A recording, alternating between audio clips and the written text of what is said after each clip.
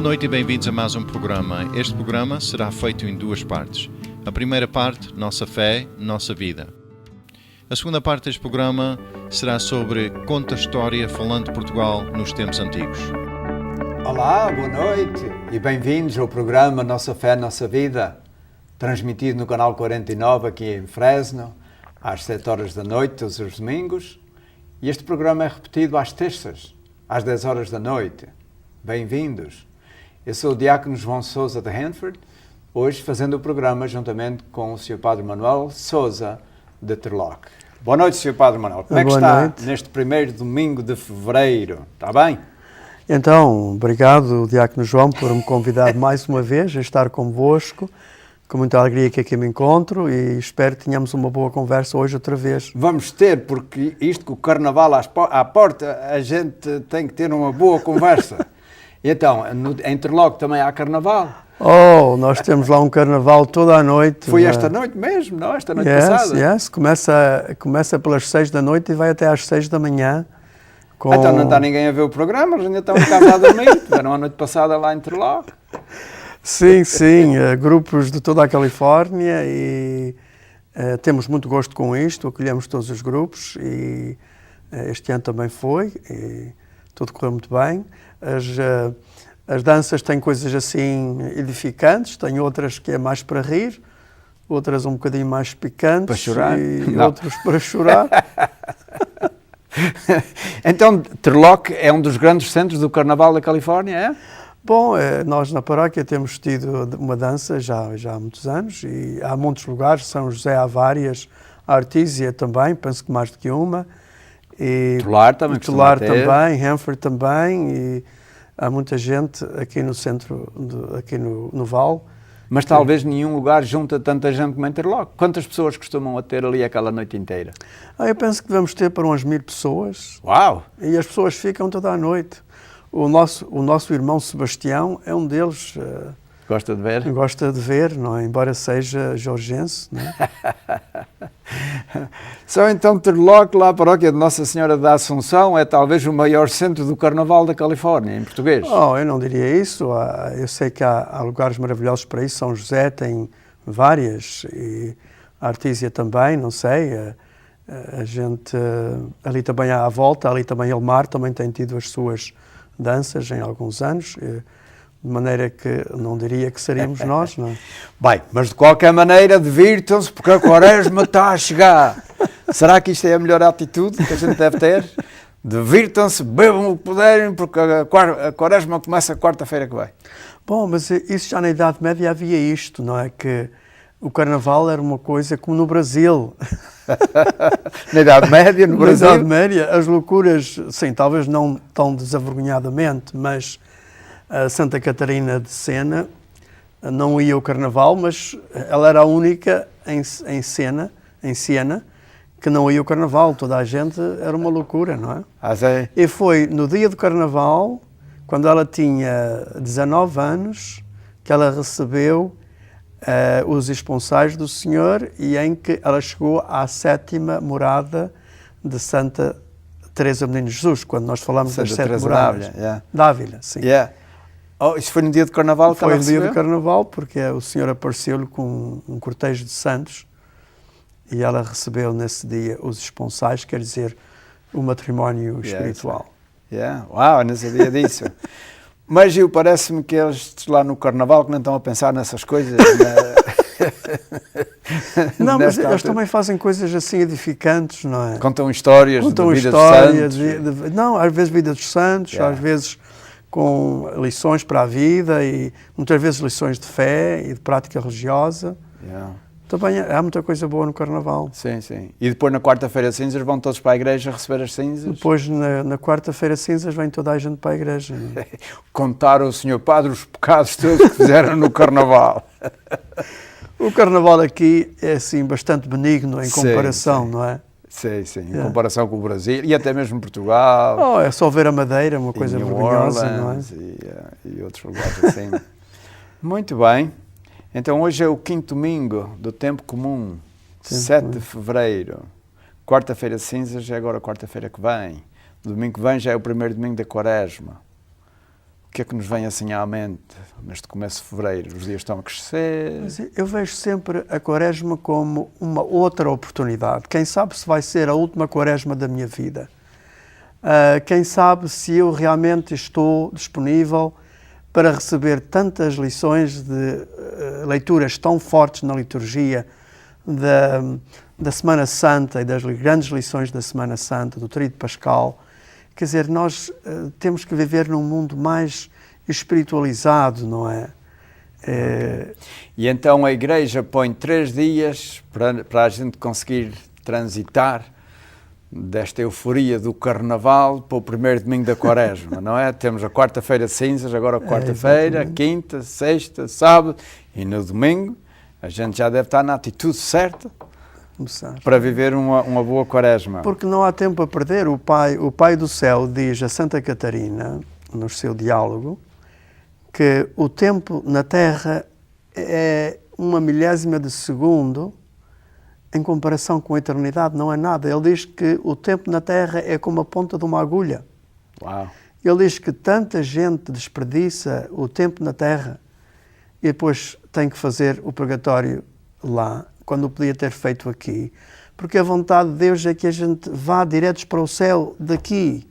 Deus fica muito triste quando ainda temos de nos purificar ainda mais depois da nossa morte. E Deus sofre connosco a nossa ausência e a ausência que nós sentimos e vivemos no purgatório, porque o grande sofrimento do purgatório, as labaredas de lume, realmente são labaredas de amor. É labaredas de alguém que ama tanto, tanto a Deus e ainda não pode ver plenamente. Muito bem, quinto domingo do tempo comum ainda. Temos aí a primeira leitura do livro de Isaías. Padre Manuel, quer ler? Bom, vou fazê-la. Diz assim: no ano em que morreu Uzias, rei de Judá, vi o Senhor sentado num trono alto e sublime, a fímbria do seu manto enchia o templo. À sua volta estavam serafins de pé, que tinham 6 asas cada um, e clamavam alternadamente, dizendo: Santo, Santo, Santo é o Senhor do Universo, a sua glória enche toda a terra. Com estes brados as portas oscilavam nos seus gonzos, e o templo enchia-se de fumo.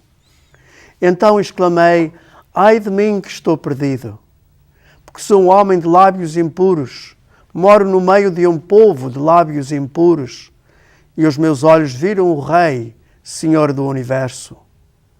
Um dos serafins voou ao meu encontro, tendo na mão um carvão ardente que tirara do altar com uma tenaz. Tocou-me com ele na boca e disse-me: isto tocou os teus lábios, desapareceu o teu pecado, foi perdoada a tua culpa. Ouvi então a voz do Senhor que dizia: quem enviarei? Quem irá por nós? E eu respondi: eis-me aqui, podeis enviar-me. Palavra do Senhor. Graças a Deus. Padre Manuel, isto é muito interessante. É uma história muito interessante. Isso é para dizer o mínimo, não é? Só para começar. Isto é só para dar o pontapé de saída. É realmente uma das passagens mais belas de todo o Antigo Testamento, algo extraordinário. O chamamento de Isaías. E até ele deu a data, porque quando morreu o rei Uzias, rei de Judá, ele morreu em 742 a.C., ele tem a preocupação de localizar quando é que este grande chamamento que marcou a sua vida, deve ter sido uma coisa que o marcou muito, para ele querer situar isto na história e dizer quando é que aconteceu. Santo Afonso Ligório dizia que a conversão de um padre era o maior milagre que poderia acontecer, não é? E o que nós temos aqui, o profeta Isaías era profeta no templo, era sacerdote no templo, quando ele recebe este dom, esta visão extraordinária que havia mudar toda a sua vida. E a conversão de um padre é difícil, eu digo isto por experiência. Como é a conversão de um padre? Eles, quando são padres, já estão convertidos, não é? Que é a conversão de um padre. Mas isso é o primeiro passo, mas... Isso é como o casamento. O casamento, quando se casam, é o começo, é que não é o fim. Sim, depois tem sim. Que depois adiantar que viver uma vida. E o sacerdote, quando é ordenado, aí é que começa depois... o princípio da sua conversão, que dura uma vida inteira, E é tão fácil a gente andar na corrida e esquecer-se do essencial, que é a oração, de celebrar os sacramentos, especialmente a Eucaristia, fazendo para os outros e como um show, em vez de fazer a sua própria expressão de amor ao Senhor e vivê-lo intensamente. Tudo coisas que a gente depois vai aprofundando e descobrindo. O Isaías, quando teve esta visão e recebeu o chamamento, ele realmente ficou aterrado e aterrorizado. Um chamamento da parte de Deus. E então, sendo assim, de uma maneira um bocado dramática, porque como tinha uma visão, era mais do que ouvir só uma voz. Ele também viu, não se sabe assim como, mas... A majestade de Deus. Não é? Ver isso tudo e sentir-se que está sendo chamado. Eu falo com estes que estão no caminho para ser diáconos, que vão ser ordenados em poucos meses, se Deus quiser, e eles têm esta grande sensação de que não são dignos. Querem porque se sentem chamados, mas ao mesmo tempo, ao considerar e ao contemplar a realidade do que é ser ordenado, quer dizer, é carimbado, Deus põe um selo na alma e diz: eu vou-te mandar em meu nome, a pregar em meu nome, ao meu povo. As pessoas, estes candidatos, ao ver essa missão, assustam-se. E eles às vezes dizem: diácono João, eu não sou digno disto. E então eu digo-lhe aquela frase em inglês que já se tornou um clichê, sabes? Que Deus não chama os qualificados, mas qualifica os chamados. Ninguém é digno disto, de ser incumbido uma missão especial por Deus. Ninguém é digno. Deus, na sua misericórdia, é que se digna chamar e mandar. E é mais ou menos o que vemos aqui. O Isaías fica um bocadinho aterrado com isto tudo, mas Deus anima-o e purifica-o do pecado e manda-o, não é? Que é mais? Quando alguém se quer oferecer para leitor ou ministro extraordinário da Sagrada Comunhão ou alguma coisa a ver com preparar o altar e não tem este sentido da indignidade do seu pecado, não devia fazer isto, não é? Pessoas, por exemplo, que chegam, que não estão preparadas para ler, não deviam ler, porque realmente não têm aquela ideia de quando um leitor na igreja lê, ele está emprestando a sua voz a Deus, não é? Ele está sendo profeta, ele está sendo a boca de Deus, é porta-voz de Deus. Quando alguém serve o altar e não está ali assim, sem dignidade, sem atenção, sem respeito, não devia fazer isto. Porque realmente o que cria a presença de Deus forte para todos sentirem é quando todos fazem o seu lugar bem feito. Como, por exemplo, o cristão na Assembleia que responde à missa, que canta, que participa com atenção, está elevando, digamos assim, a força de Deus na missa. Quando as pessoas estão distraídas, quando as pessoas estão ali sem motivação espiritual, estão realmente a tirar a energia, o brilho, a dignidade à própria celebração. Olha, esse pensamento é tão augusto, tão penetrante, que a gente vai parar uns 60 segundos para meditá-lo um bocadinho mais. Vamos fazer um intervalo, estamos a meio do programa. Não se esqueçam do que o Padre Manuel disse, e a gente pega nessa ponta ao começar a segunda parte, e depois vamos continuar e ir à vocação de alguns apóstolos, como é que eles foram chamados e como é que eles responderam. E é um bom exemplo para nós. Caros amigos, um intervalo, a gente volta. Até já. KNXT TV is proud to say thank you to all its viewers who have given their support for over 25 years. And only through your support is KNXT able to provide spiritual and informative programming. Please remember KNXT in your long-term support through wills, bequests, trust, and plan giving. Your gift is important to the future of Catholic television. Help preserve the strength of KNXT's message based on the teachings of Christ. Keep KNXT in your future plans.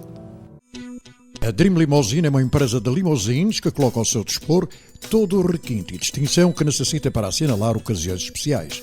A Dream Limousine conta com o profissionalismo e responsabilidade dos seus condutores para lhe proporcionar um dia especial. Além do inglês, os nossos condutores falam português, possibilitando uma melhor comunicação com os nossos clientes. Com a Dream Limousine, o seu dia especial será em grande estilo. Sedans, stretch limousines até 20 pessoas, party bus, serviço de aeroporto, proms, casamentos, quinceañero, suite 16s, night outs e excursões para prova de vinhos. Reserve 6 horas e terá a 7ª grátis. Dream Limousine, a servir o Vale Central e a área da Bahia.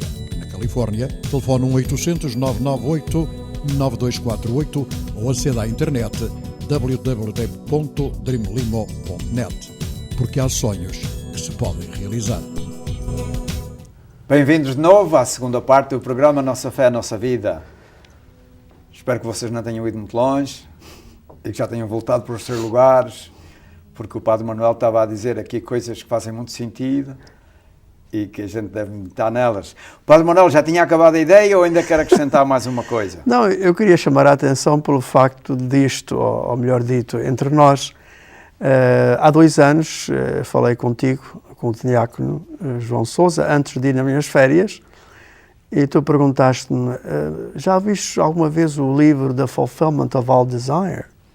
Eu disse, olha, eu comecei a lê-lo há 2 anos e li 70 páginas e deitei para ali, estou à espera de continuar.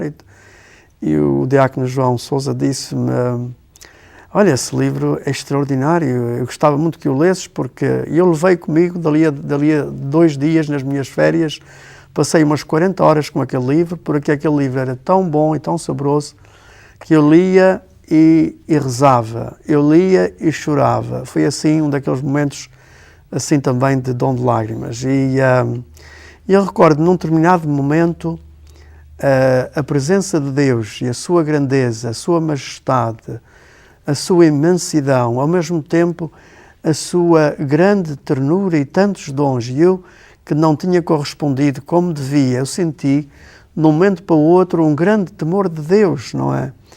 E de indignidade, de realmente Deus me ter bafejado de tantas e tantas formas, com tantas e tantas graças, e eu permanecer assim ainda instalado nos caminhos da vida, e fez-me sentir, digamos, a grandeza de Deus. E às vezes eu penso que nós olhamos só para o amor de Deus, Deus é tão bom, tão terno, tão isto, tão aquilo, e a gente fica ali sem realmente sentir a nossa indignidade e a urgência de uma resposta que leve toda a nossa vida. De maneira que eu penso que o que antigamente havia de mais, que era Deus justiça, que hoje em dia há esta ideia de Deus amor, mas um amor assim muito deslavado, que não nos faz despertar. De maneira que com Deus não se brinca, diz São Paulo, e aqui Isaías sentiu a mesma coisa. Com Deus não se brinca, eu não sou digno de Deus, e se Deus me chama, eu digo que sim, mas eu purifico-me continuamente, deixo que Deus me purifique. Padre Manuel, o que estavas a dizer há bocadinho, de que quando nós vamos leitores temos que ir bem preparados, temos que fazer meditação antes e saber o que é que vamos anunciar, para transmitirmos fielmente a palavra de Deus aos outros, etc.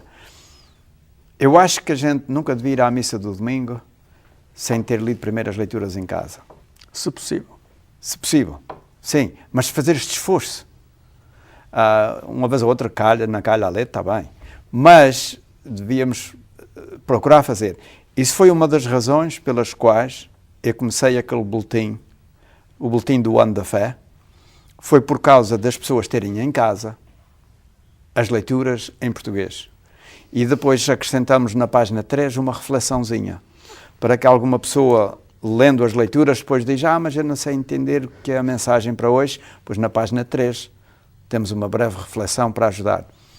E a ideia, naquele Ano da Fé, isto foi no Ano da Fé que o Papa Bento XVI proclamou, aquilo foi a minha maneira de dar um contributo para que as pessoas aproveitassem bem o Ano da Fé, recebessem as graças todas que Deus tinha assinado para eles, e quando chegassem à igreja, já soubessem o que é que iam ouvir, mas iam aprofundar, iam com alegria, porque já sabiam um bocadinho da mensagem que os esperava, e levar aquilo ao fundo. Assim é que a gente vem para casa cheios, e cheios de alegria também. Damos um encontro profundo com o Senhor na missa. São João Maria Vianney,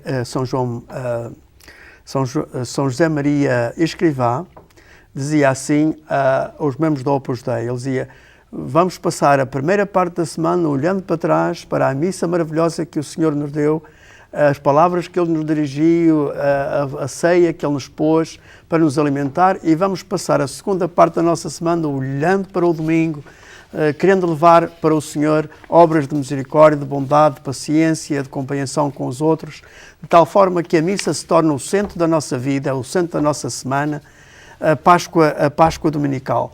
Por acaso, na paróquia estamos fazendo um curso da espiritualidade de cada parte da missa para motivar as pessoas que servem, leem e outras coisas, a fazerem com dignidade, a fazerem com motivação espiritual. E a espiritualidade de cada parte da missa é algo extraordinário para meditar. Sem dúvida, e até podíamos passar o resto do programa a falar nisso, havia bastante que dizer. Mas, caros amigos, este programa, Nossa Fé, Nossa Vida, é de fazer uma reflexão em voz alta diante de vocês sobre as leituras da missa do domingo, para que a gente todos aproveite mais, vocês e nós. Já refletimos sobre a primeira leitura, agora vamos refletir sobre o Evangelho da missa de hoje. E é tirado, como a maior parte dos evangelhos deste ano, do Evangelho de São Lucas. Naquele tempo, estava a multidão aglomerada em volta de Jesus para ouvir a palavra de Deus. Ele encontrava-se na margem do lago de Genezaré e viu 2 barcos estacionados no lago. Os pescadores tinham deixado os barcos e estavam a lavar as redes. Jesus subiu para um barco que era de Simão e pediu-lhe que se afastasse um pouco da terra. Depois sentou-se e do barco pôs-se a ensinar a multidão. Quando acabou de falar, disse a Simão: "Faz-te ao largo e lançai as redes para a pesca." Respondeu-lhe Simão: "Mestre, andámos na faina toda a noite e não apanhámos nada. Mas, já que o dizes, lançarei as redes." E assim o fizeram. E apanharam tão grande quantidade de peixes que as redes começavam a romper-se. Fizeram sinal aos companheiros que estavam no outro barco para os virem ajudar. Eles vieram e encheram ambos os barcos, de tal modo que quase se afundavam. Ao ver o sucedido, Simão Pedro lançou-se aos pés de Jesus e disse-lhe: "Senhor, afasta-te de mim, que eu sou um homem pecador." Na verdade, o temor tinha-se apoderado dele e de todos os seus companheiros, por causa da pesca realizada. Isto mesmo sucedeu a Tiago e a João, filhos de Zebedeu, que eram companheiros de Simão. Jesus disse a Simão: "Não temas, daqui em diante serás pescador de homens." Tendo conduzido os barcos para a terra, eles deixaram tudo e seguiram Jesus. Palavra da salvação. Glória a vós, Senhor. Eu parece que estive a ver um filme. O São Lucas descreveu isto tão claramente que eu parecia-me que estava lá no lago, à beira do lago, a ver o que é que se passou. Parece que eu também era um deles. Yes. A ver o que é que se passou. Qual é, assim, a mensagem central daquilo que a gente acabou de ouvir? Para mim, foi a extraordinária experiência que Simão e os outros discípulos fizeram de Jesus. Eles sentiram na sua humanidade a divindade. E ao sentirem essa divindade, eles não se sentiram dignos. Senhor, afasta-te de mim, que sou um homem pecador. Mas, apesar disso, o Senhor diz-lhe claramente que não é contando com as forças dele que ele os chama para serem pescadores de homens, mas é exatamente pela grande força de Deus, pela força da fé, pela força do Espírito. E por isso é que nós devemos vencer o medo. O medo é exatamente falta de fé. Mas eles ali, a gente às vezes ouve em pregações e quando lemos livros, etc., que os discípulos receberam o convite para seguir Jesus, largaram tudo e caminharam. Há mais do que isso. Não é só Jesus passou e disse: "Anda cá", e eles vão atrás dele como o patinho vai, os patinhos vão atrás do pato grande. Ou da pata. Ou da pata. Não é bem assim. houve também um toque no coração, houve um encontro de corações e de mentes, para que quando veio o convite, eles terem aquela reação. Como o Mateus, quando estava lá a fazer contas e a receber taxas, e Jesus passa e diz, vem e segue-me, e ele largou tudo e veio seguir. Mas há mais. Houve um toque ali, que o Mateus sentisse vulnerável, abriu-se, deixou-se tocar pela graça, e uma vez que a gente é tocado pela graça, não acaba mais. Quer dizer, as pessoas estão dispostas a fazer tudo. Por isso é que aqui as últimas frases dizem, tendo conduzido os barcos para a terra, eles deixaram tudo e seguiram Jesus. O São Lucas explica porque é que eles deixaram tudo e caminharam. Em alguns dos evangelistas a gente ouve dizer, ele passou por lá e chamou-os e eles caminharam. A gente não sabe o resto. Mas este resto é importante para nós, não é? Também é possível, e os exegetas, os estudiosos da Bíblia dizem que eles já tinham ouvido falar de Jesus em várias ocasiões. Talvez algum deles já tinham estado em alguma coisa que Jesus falou. De maneira que quando Jesus chama, eles já sabiam alguma coisa do o que é que significaria dizer que sim. Talvez faz mais sentido para nós, porque parece assim uma coisa tão automática de que, ok, Jesus falou e quando na nossa vida a gente sente que às vezes ouvimos uma pregação que nos falou, ouvimos uma palavra de alguém que disse, um testemunho que deu e de repente a gente diz, agora já sei, agora estou pronto. Quando é assim, talvez seja mais fácil entender isto. Porque Deus não brinca aos milagres e isto não são coisas mágicas. Que ele usa e toca na pessoa e a pessoa... Não. É a graça. Isto é efeitos da graça. E Deus respeita a nossa caminhada, o nosso abrir-nos devagar, segundo as nossas capacidades. E a gente às vezes tem inveja dos outros, de certas pessoas que a gente diz, aquele ou aquela, realmente Deus está a fazer... Deus toca em todos. Deus não tem predileção por uma pessoa, eu gosto mais deste, gosto daquele. Não. Deus pode levar um mais longe e a outro menos longe, mas leva a todos. E leva a todos de acordo com a sua vontade. Mas muitas vezes Deus não pode trabalhar em nós porque Ele está tentando fazer aquela ligação dos corações, da gente entrançar o nosso coração no dele e a gente vê, a gente muda os olhos. Às vezes pensa, porquê é que Deus não me dá as mesmas graças que deu aos outros? Porquê é que aquela pessoa assim, a outra acolá? E às vezes a pessoa diz em mim, e eu digo, Deus quer trabalhar em todos, nós é que pomos obstáculos. As pessoas, a timidez, o medo, os respeitos humanos, o que é que vão dizer de mim, a gente fica tão apagados desta forma, quando Deus tinha algo tão mais para nós. E Deus leva a cada um por caminhos diferentes. Deus não, isto não é uma cópia. Exatamente. Aquele tem isto tudo na vida e agora este tem que ter igual para poder chegar ao mesmo lugar. E quantos santos? Ei, caros amigos, como é que pode ser? 30 minutos passaram e o Padre Manuel tinha mais meia hora para começar agora aqui a contar coisas e não há tempo. Realmente, Jesus, quando nos toca o coração e a gente abre o nosso coração a Ele, Ele chama-nos, Ele traz-nos para junto a si e leva-nos longe no seu amor. Obrigado pela vossa atenção, boa noite e adeus. Boa noite.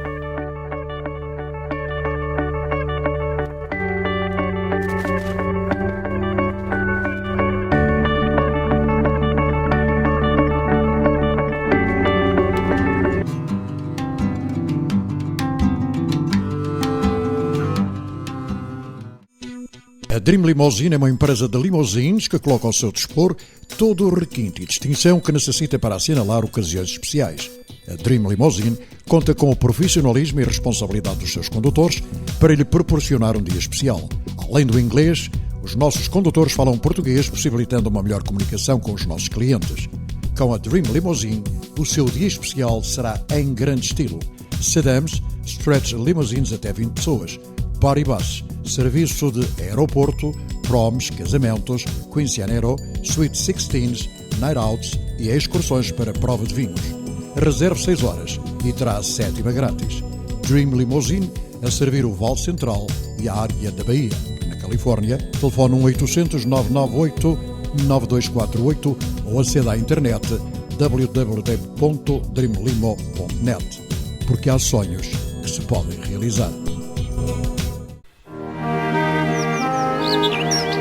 Senhores telespectadores, no primeiro dia do ano, o que é que eu posso começar por dizer? É evidente, desejo a todos que nos estão a ouvir, que tenham um ano 2005 cheio de alegrias por dentro e por fora, que tenham paz na alma, que tenham paz na família, que tenham êxito no trabalho. Desejo todo o bem. Eu recordo-me de uma quadra popular que eu vi há muito tempo, não sei onde, mas que fixei porque nestas alturas é só que me apetece dizer: eu desejo-vos tanto bem, que outro bem maior não vejo.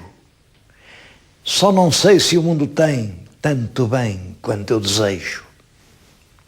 Portanto, um bom ano para todos. E agora vou-lhes falar de um programa que talvez não seja. Talvez seja um programa alegre, mas é um programa muito importante. Vou-lhes falar de coisas muito importantes. Não é alegre porque vou-lhes contar a história de uma mulher que foi princesa, foi rainha, e o título do programa é exatamente este: A Última Rainha de Portugal. Vou-lhes falar da rainha Dona Amélia. E já viram que eu estou a falar aqui diante de uma mesa posta. Era a mesa do Paço da Pena em Sintra, que ela adorava. Era a mesa em que ela tomava as suas refeições, pelo menos quando tinha convidados. Ali sentava-se ela, isso é que era o costume francês. Aqui sentava-se o marido, que era o rei Dom Carlos, e à volta estariam os príncipes e estariam as pessoas mais chegadas da corte, e tem ao meio um centro de mesa que é uma peça histórica. É de prata e é feito pelo mais famoso ourives de Paris daquela altura, de 1886, representa uma caravela portuguesa e foi feito por uma subscrição pública que o município de Paris abriu e que deu, portanto, muitos milhares de francos, e que, para darem à filha do conde de Paris, quando ela ia casar com o rei de Portugal. Ela teve sempre aquilo em grande apreço. É a cidade de Paris que oferece a ela, que era filha do conde de Paris, é uma prenda verdadeiramente real. Para ela, guardou-a sempre como um tesouro. Bom, e é muito, muito emocionante para mim. Quando morreu, legou aquela peça ao Palácio da Pena, porque ela queria que pelo tempo fora ficasse ali no centro da mesa onde ela viveu há alguns anos como rainha. Ela além, o rei aqui, e entre os dois a caravela que evoca toda a história e todo o símbolo de Portugal no mundo. Já lhes disse que ela é filha do conde de Paris. Como é que uma filha de um conde é princesa de França? Bom, isto obriga-nos a fazer uma excursão pela história de França, mas é importante saber essas coisas, porque realmente uma filha de um conde, o mais que pode ter é o título de condessa. Ora, ela não era condessa, intitulava-se princesa de França. Portanto, como é que a filha do conde era princesa? Bom, a explicação está na história francesa a partir da Revolução. Como sabem, na Revolução Francesa, que altera completamente a história da Europa, eles guilhotinaram o rei. O rei foi julgado realmente pela Assembleia que representava a nação, entenderam que o deviam condenar à morte e guilhotinaram-no. O rei Luís XVI. Isto é em 1793.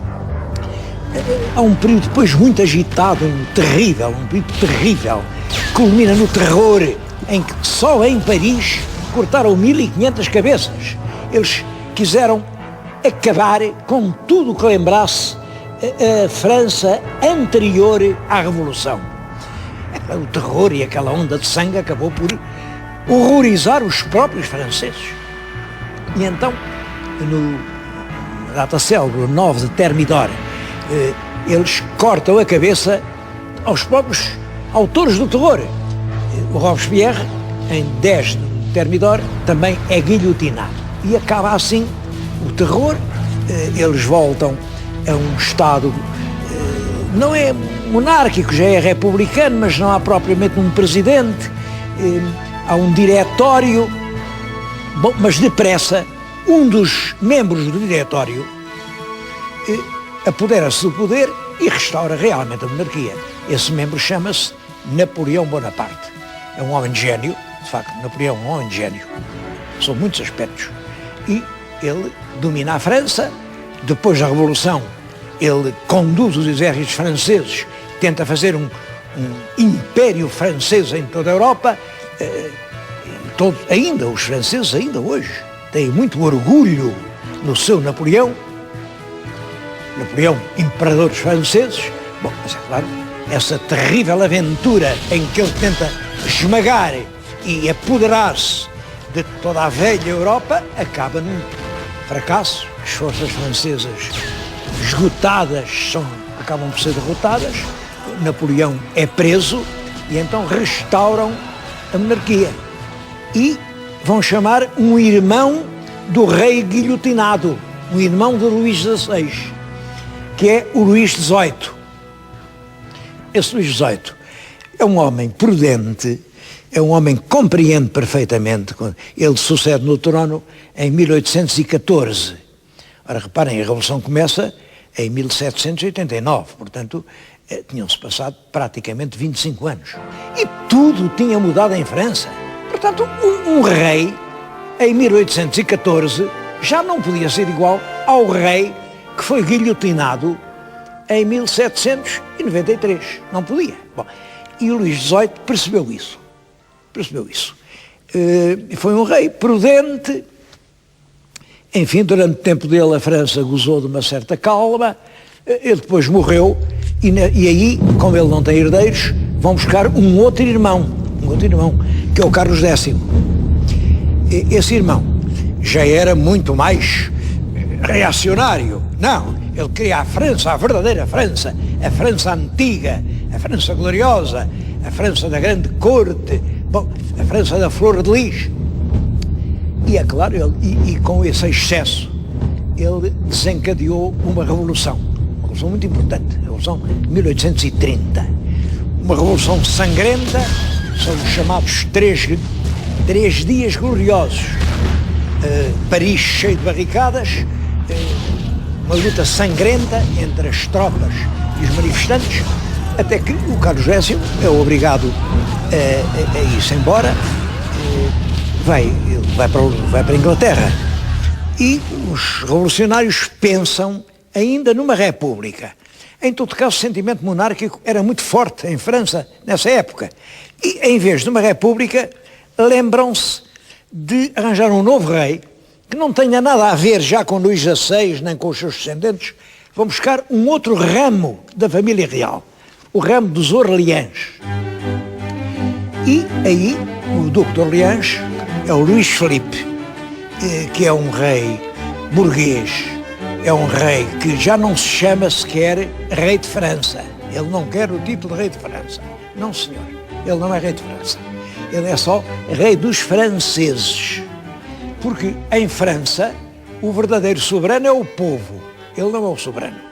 Ele é o rei dos franceses. Bom, é um rei burguês, que anda sempre de sobrecasaca, ninguém o vê com aquelas insígnias reais. Quando sai do palácio, aperta a mão a todos os guardas, como está, passou bem, é muito popular, anda nas ruas de Paris. Bom, e tenta fazer uma monarquia burguesa. Luís Filipe é o rei burguês. Isto dura bem, e durante o tempo dele, que vai de 1830 a 1848, a França desenvolve-se imenso, sobretudo na Revolução Industrial. Muitas oficinas, muita metalurgia e, portanto, muito proletariado. Em Paris há centenas de milhares de operários. Bom, e são esses operários que, em 1848, fazem a segunda grande revolução, a Revolução de 48. Aí o nosso Luís Filipe, aflito, ainda tenta salvar o trono e diz, bom, eu vou-me embora, também fugiu para a Inglaterra, mas abdico no meu neto, o meu netinho, também era Luís Filipe, que era conde de Paris. Ele é que fica rei, eu vou-me embora. Mas é claro que os franceses não quiseram saber da abdicação para nada, os revolucionários, e o netinho ficou sempre conde de Paris, nunca chegou a ser rei de coisa nenhuma, e eles resolveram arranjar um presidente da República. Fazem, portanto, eleições para presidentes. Nessas eleições há vários candidatos ilustres e havia um candidato que, de facto, não tinha valor nenhum, a não ser o nome que tinha herdado. Era um sobrinho do Napoleão, pois nas eleições, só por causa do nome, ele ganhou com uma percentagem gigantesca. Havia 7 milhões de eleitores e aí ele teve 5 milhões e meio de votos. O outro 1,5 milhão é que se distribuiu pelos outros concorrentes. Reparem até que ponto a eleição pode falsear a verdade. Bom, e assim se vê, presidente dos franceses, o sobrinho do Napoleão, que logo no ano seguinte faz um plebiscito e dizem, o que é que os senhores querem? Os franceses querem antes um presidente ou um imperador? Claro, os franceses votaram no imperador. E aí temos o imperador Napoleão III, que era um fraco governador. A França conhece no seu tempo um progresso, porque realmente era uma economia em plena expansão, mas ele na política exterior comete erros gravíssimos que levam a França ao esmagamento brutal da guerra franco-prussiana de 1870. Mas, entretanto, o tal menino, o tal conde de Paris, era um homem, continuava a aspirar a ser rei de França. Ele achava que ele é que devia ser o rei. Chegou a fazer uma conspiração com o general Boulanger, uma comissão que acabou mal, era mal feita e acabou ridiculamente ou tragicamente, porque o pobre do Boulanger, que era o conspirador mor, deu um tiro na cabeça. Bom, mas ele sempre sonhou voltar ao trono de França. Bom, e é a filha dele, a filha mais velha, que é a nossa rainha Dona Amélia, filha, portanto, de um neto de um rei exilado, que passa a vida a sonhar com um trono que não tem. Portanto, ela é de uma família real, mas de uma família real que há muito tempo que não está no trono, uma família real democrática, burguesa, do tal rei que apertava a mão a toda a gente, bom, e portanto aqui em Portugal acharam bem casar o nosso herdeiro do trono, Dom Carlos, com aquela princesa da Casa de Orleans, porque a Casa de Orleans era por tradição a casa liberal, era a monarquia do povo. E assim se faz o casamento do nosso príncipe herdeiro Dom Carlos com a princesa de Orleans, Dona Amélia, filha do conde de Paris. Até lhes devo dizer que esse casamento teve mais consequências para o pai. Eu mostrei-lhes há bocadinho a linda peça de prata que lhe ofereceram de casamento, isso mobilizou meia França, e o governo francês, preocupado, pensou, oh diabo, este conde ainda nos pode dar problemas. Então, no ano seguinte ao casamento da rainha, o pai dela é expulso de França, é proibido de residir em França, é considerado um perigo político. E a nossa rainha Dona Amélia começa a sua vida em Portugal com esse desgosto, ver o pai expulso da terra, França, que era a sua verdadeira pátria. É aí que começa uma vida de rainha que vai ser um verdadeiro calvário.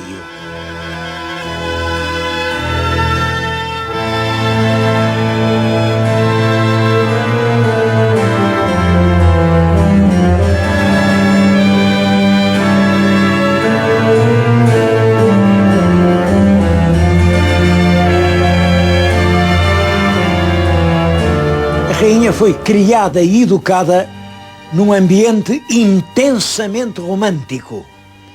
Os livros que ela leu são os livros do romantismo e, portanto, é uma jovem francesa ávida de amor, quando lhe tratam o casamento com um príncipe português.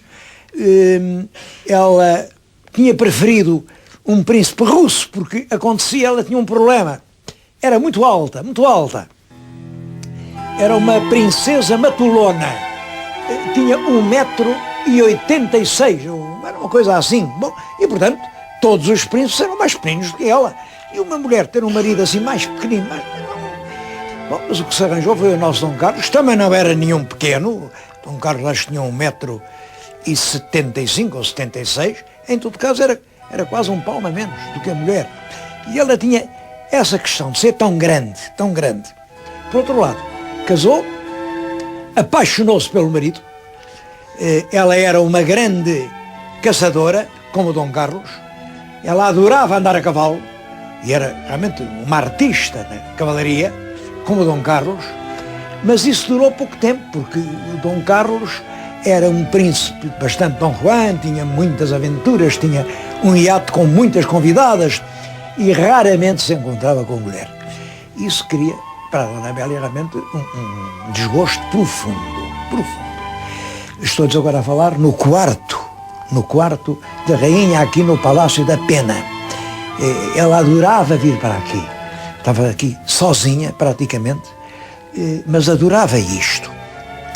Quem quiser conhecer melhor quem era a rainha Dona Amélia tem este livro, que são as cartas que ela escrevia, são muitas. Ela escrevia ao bispo de Coimbra. O bispo de Coimbra era o confessor dos filhos e penso que o próprio confessor dela. Portanto, ela para ele não tinha segredo nenhum e manda-lhe numerosíssimas cartas durante anos e anos. Essas cartas são cartas simples, enfim, em que ela revela um certo desgosto pela política portuguesa, em que ela diz que os políticos, em vez de tratarem de servir o país, só pensam nas suas rivalidades, nas suas intrigas, e que este país, se fosse bem governado, podia ir longe. Mas enfim, eu vou-lhes ler só uma, que a meu ver revela realmente uma grande mulher. Esta carta está datada já de Inglaterra, do dia 14 de dezembro de 1910. Como sabem, a República é proclamada em 5 de outubro de 1910, a rainha vai daqui para Gibraltar vai para a Inglaterra, e uma das primeiras cartas que escreve é ao seu grande amigo e confessor, que era nessa altura bispo de Coimbra, com o título de bispo conde. Uma coisa lhe direi, e quem, como o senhor bispo conde, tem seguido tão de perto a minha vida, bem sabe que assim é.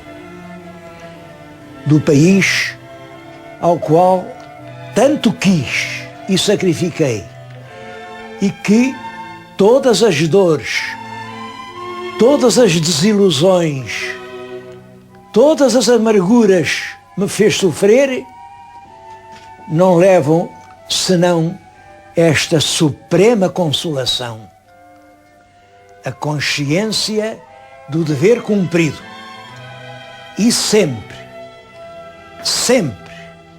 e além das forças humanas, e essa consciência que é o meu conforto, que é a minha força, ninguém me pode dar, mas ninguém me pode tirar.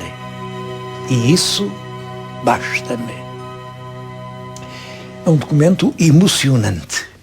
É realmente um documento de uma grande mulher, sem dúvida. Esta mulher, que que aqui é vexada, ofendida, massacrada, ensanguentada, é expulsa daqui. E ao chegar ao exílio diz: desta pátria levo o dever, a consciência de ter sempre cumprido o meu dever.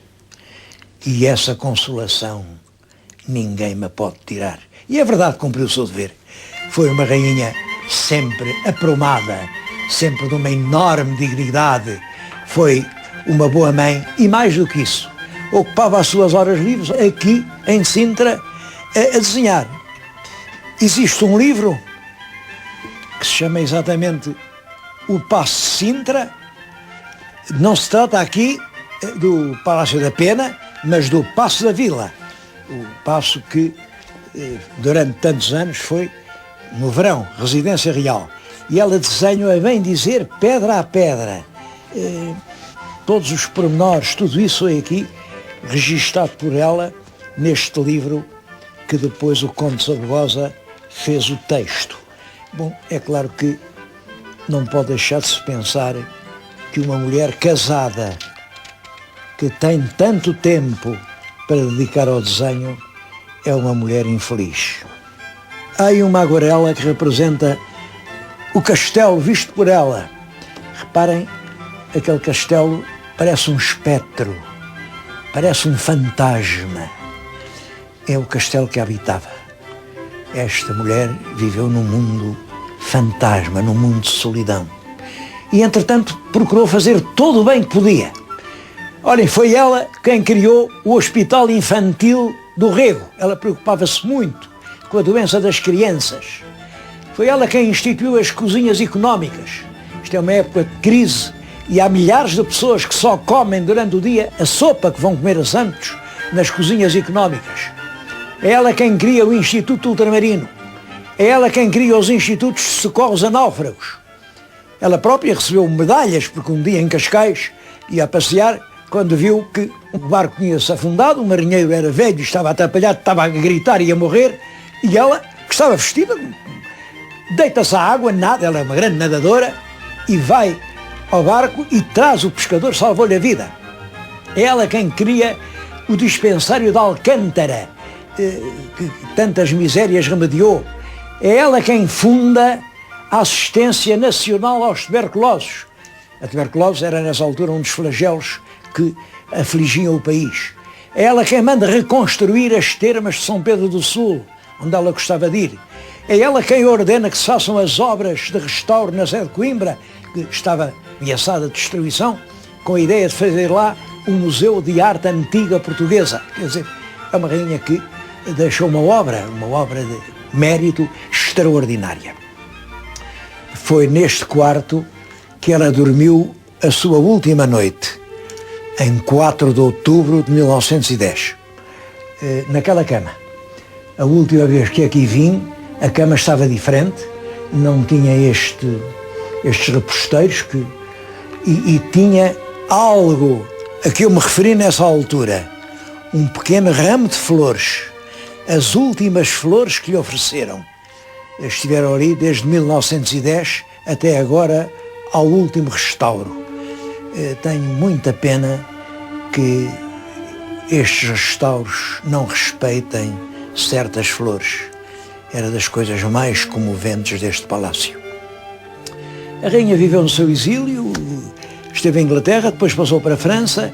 Quando veio a guerra, a terrível guerra, a Segunda Guerra Mundial, ela mandou hastear na casa em que vivia a bandeira portuguesa, a bandeira da República, porque ela considerava-se portuguesa e Portugal nessa guerra era um país que não era nem pelos aliados nem pelos alemães, era um país neutro, portanto era aquela bandeira todos tinham que respeitar e assim lá viveu, apesar do governo português lhe ter oferecido, se quiser, durante a guerra, venha viver para Portugal, aqui ninguém lhe pode fazer mal.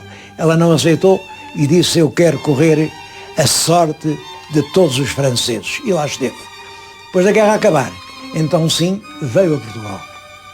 Veio a Portugal, esteve aqui cerca de 2 meses, esteve neste quarto, olhou comovidamente para esta cama, esteve nos lugares, enfim, ligados toda a sua vida, quis até ir ao Terreiro do Paço, ao lugar onde lhe viu assassinar o filho e o marido. Passou o nosso tempo, vai começar o novo ano e, de novo, para todos quantos me ouvem, um novo ano cheio de felicidades.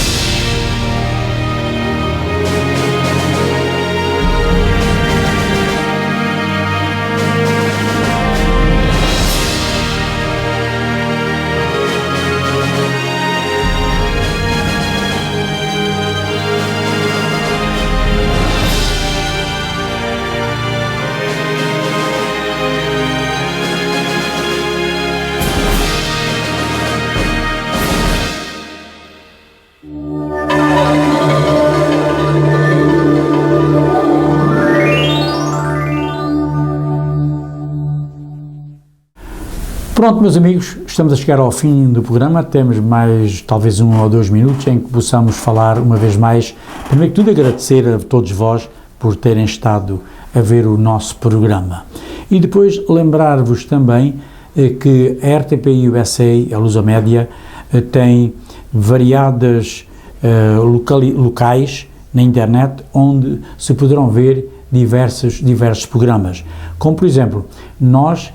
O rádio está sempre 24 horas a trabalhar.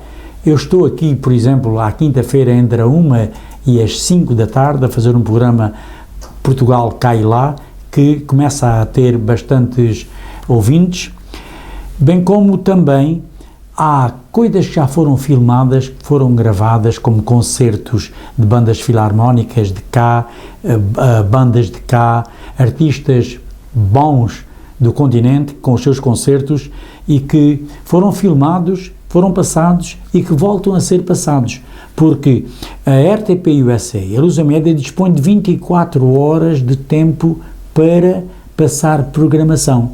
Portanto, você quer ver as notícias dos Açores da parte da manhã? Pode ver as notícias dos Açores. Quer ver as notícias dos Açores à tarde? Pode ver as notícias dos Açores. Portanto, tem tudo à vossa disposição. Mostra, na verdade, um verdadeiro interesse por quem produz tudo isto e põe à disposição da comunidade. Se forem à página da Lusomédia, encontrarão na parte de baixo desse quadro, que é um quadro que está ali fixo para mostrar a todos vós, muito bonito, muito bem feito, que tem lá os horários de todos os programas que são passados aqui, chamemos-lhe, vamos lá, nesta emissora. Que isto neste momento só falta ali fora é a antena. Mas quem sabe, se brevemente lá estará uma também para transmitir. Nunca se sabe, porque acreditem, houve um poeta português que disse que o mundo pula e avança como bola colorida entre as mãos de uma criança quando o homem sonha.